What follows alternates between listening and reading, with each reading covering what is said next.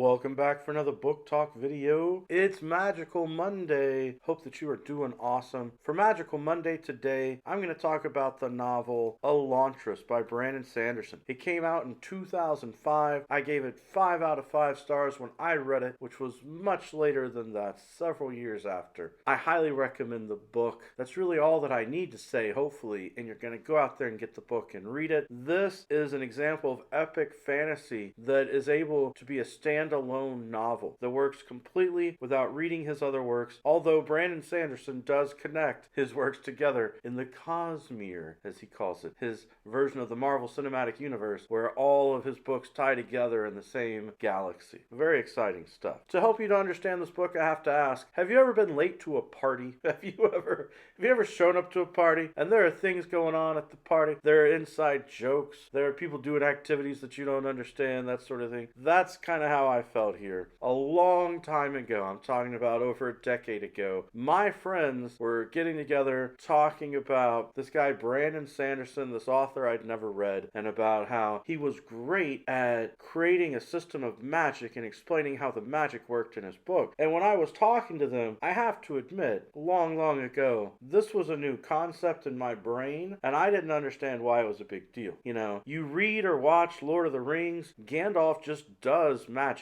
you know? He just makes magic happen. And to me, you don't need to question that. You know, it's not like, where did the magic come from? Why does the universe allow his magic to happen? Not anything I really bothered with in my mind. I was perfectly happy just having magic in the stories. And you go back and watch old TV shows or movies or read old fantasy, and it's oftentimes a character will twitch her nose, or he'll wiggle his fingers, or he'll say some words. He's got a magic wand or a magic staff that he uses to channel the energy, and you just accept it. You just accept that the magic happens. Well, perhaps after Harry Potter's existence as a boy going to wizard school and learning all the wizardly ways and how he holds the wand up and says the words, I suppose a lot of authors and a lot of readers started thinking, how does the magic happen? Where does the magic come from? It actually is a big deal, and Brandon Sanderson really impresses with his writing because he has different ways that the magic is channeled or created, that it comes to life in the world through a character. And one of the reasons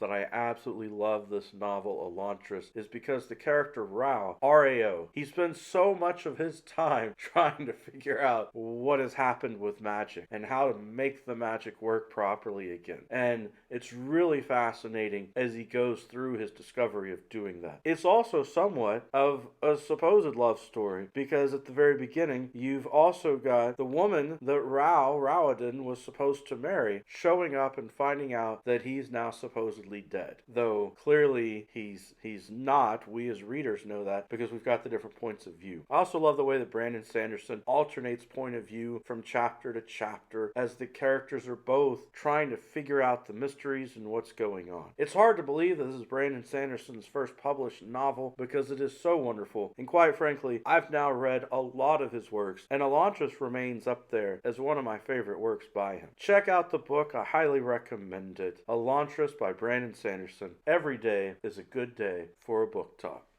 Peace.